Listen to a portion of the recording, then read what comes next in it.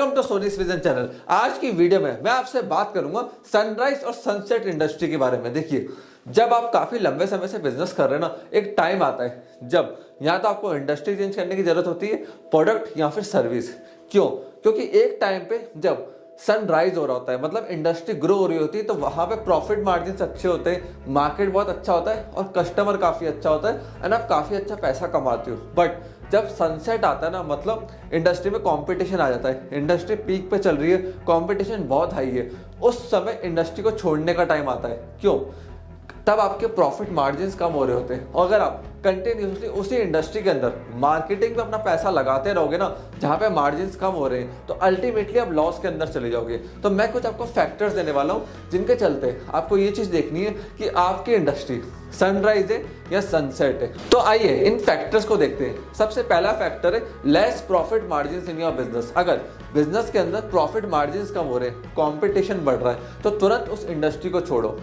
दूसरी चीज आपको देखनी, क्या बाकी इन्वेस्टर्स उस बिजनेस के अंदर पैसा लगा रहे हैं। अगर मार्केट के अंदर एंजल इन्वेस्टर्स या बाकी इन्वेस्टर्स उस इंडस्ट्री में पैसा नहीं लगा रहे ना, इसका मतलब है वो इंडस्ट्री अभी सनसेट की तरफ जा रही है, तो आप भी उस इंडस्ट्री को छोड़ दो।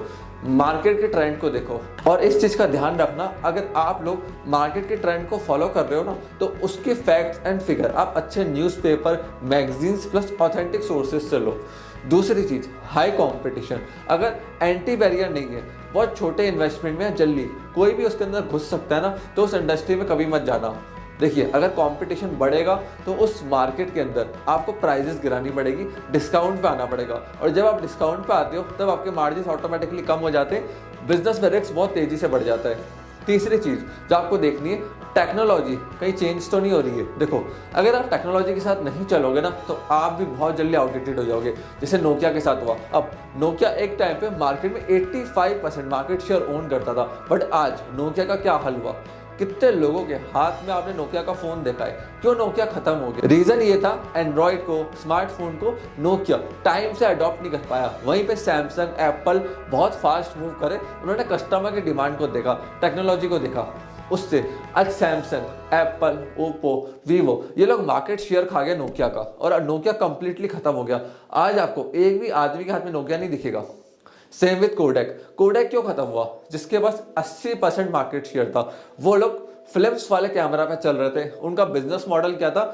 बंदा एक बार कैमरा ले जाएगा, उसके बाद बाबा फिल्म्स उन्हीं से खरीदेगा, उस पर वो पैसा छापेंगे।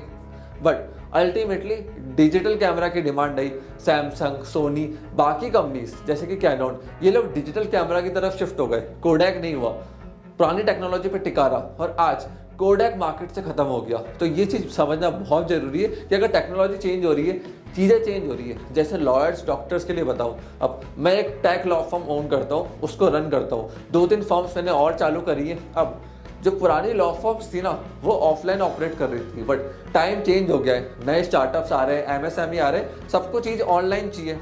तो मैं टेक की तरफ मूव कर गया और लीगल टेक बना दिया, जिससे आज ऑनलाइन मेरी वेबसाइट से, यूट्यूब चैनल से, हमारे सोशल मीडिया से हमें ट्रैफिक आता है, क्लाइंट्स आते हैं, उनको हम सर्विस प्रोवाइड करते हैं, वहां से मैं पैसा बनाता हूँ। तो ये चीज़ आपको देखनी, कहीं टाइम तो चेंज नहीं हो रहा है, चीज़ें चेंज तो नहीं हो रही है। अगर आप टाइम के साथ चेंज नहीं हुए, टेक्नोलॉजी को नहीं लेकर आए, तो एक दिन समय आपको ही बदल देगा। इस चीज़ का ध्यान रखना। चौथी चीज़ वो आपको देखनी, कस्टमर की डिमांड। कहीं कस्टमर की डिमांड चेंज तो नहीं हो रही है। अब हमने कस्टमर की डिमांड को देखते हुए कंटिन्यूसली अपनी सर्विसेज को अपडेट करा, चीज़ों को चेंज करा, क्योंकि आपको कस्टमर को समझना है। अगर कस्टमर की डिमांड कोई और चीज़ पर है, आप उसको कोई और चीज़ प्रोवाइड कर रहे हो, तो आप कभी भी कस्टमर का रिटेंशन नहीं कर सकते, ज़्यादा पैसा नहीं बना पाओगे लंबे समय तक। तो कस्टमर की डिमांड को देखते हुए चलो। आपको यही सारे फैक्टर्स को देखना है जब आप बिजनेस कर रहे हो। सो फ्रेंड्स, मैं आशा करता हूँ वीडियो आपको पसंद आई होगी। आप मुझे कमेंट सेक्शन के अंदर बताना कि क्या आप जिस इंडस्ट्री के अंदर बिजनेस कर रहे हैं वो सनराइज है या सनसेट है। हम भी आपके एनालिसिस को देखना चाहते हैं। आपने इस वीडियो को यहाँ तक देखा, हम लोगों को इतना प्यार एंड सपोर्ट दिया, उसके लिए धन्यवाद।